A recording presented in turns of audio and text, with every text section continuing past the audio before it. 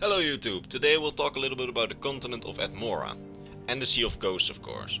Before I start, I want to thank Gprop Commentar for his request to do this video. This channel is driven on requests like that, so keep those requests coming. That said, let's kick off. The first thing people think when they think about Atmora is mostly Tiber Septim was from there, right? Well, to debunk that lie once and for all, Tiber Septim was not from Atmora at all. He was most likely a Breton, since he was from High Rock.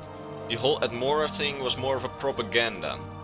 That said, who was from Atmora then? Well, the answer is the earliest Nords, or as they were called, the Needs.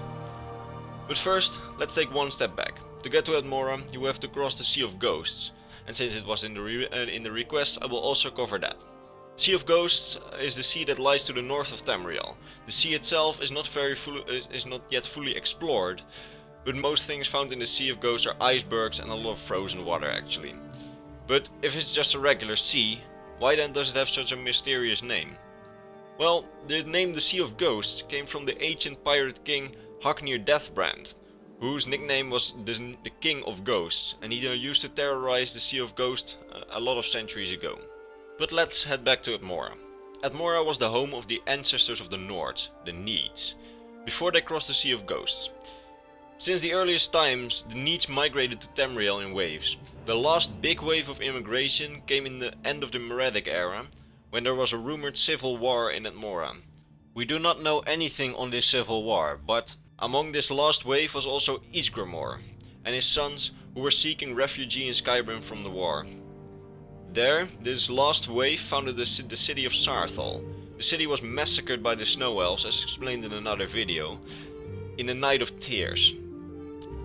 The few Nedic people that escaped fled back to Atmora. Ysgramor was among them. There he asked the ruling dragon priests for an army, and he assembled 500 companions to get his revenge on the elves. The shipyards of... okay, let me do this right. Yklurfik? Yes, that's actually the name, Google it. Those shipyards were commissioned to build a fleet to carry the 500 companions across the Sea of Ghosts. When the 500 companions arrived in Skyrim, they drove off the Snow Elves and established their own kingdom that would be ruled by Ysgramor and his descendants for centuries to come. In the following centuries, fewer numbers of Atmorans immigrated to Tamriel, until in the year 68 of the First Era, the last two ships from Atmora ever arrived. These two ships were full of corpses, and the last survivors begged to make port in Skyrim. This raises the question, what the hell happened in Atmora? According to most sources, Atmora's climate began to change really quickly around the time of the last immigration wave, you know, the one Ysgramor was part of. This was the main cause of the disasters that started to plague Atmora since the end of the Meradic era. This made the Atmoran population decline really fast.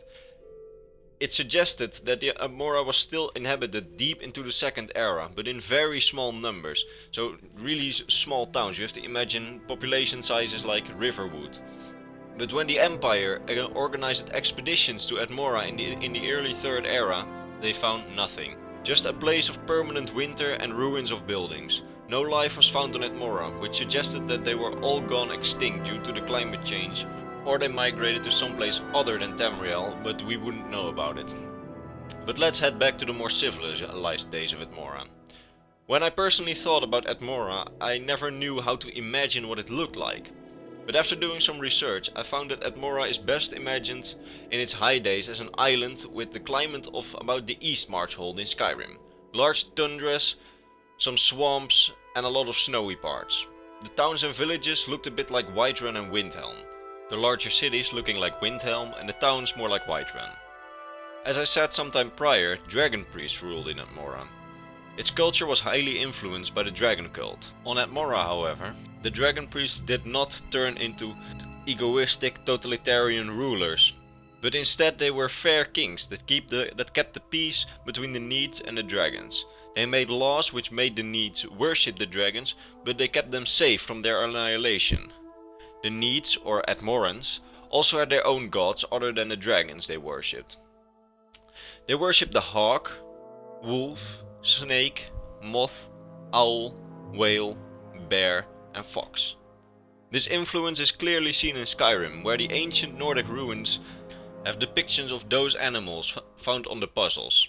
This indicates that in the early Nordic culture, the culture was heavily influenced by the Atmoran culture. This also draws the conclusion that the temples and graves on Atmora had to look about the same way as the Nordic ruins do in Skyrim. Well guys, that's it. This was a really hard video to make, since there's not that much lore on Atmora or the Sea of Ghosts. I tried to make a good video about it and I hope you still enjoyed it. As always, thanks for watching, and like and subscribe. I will see you later.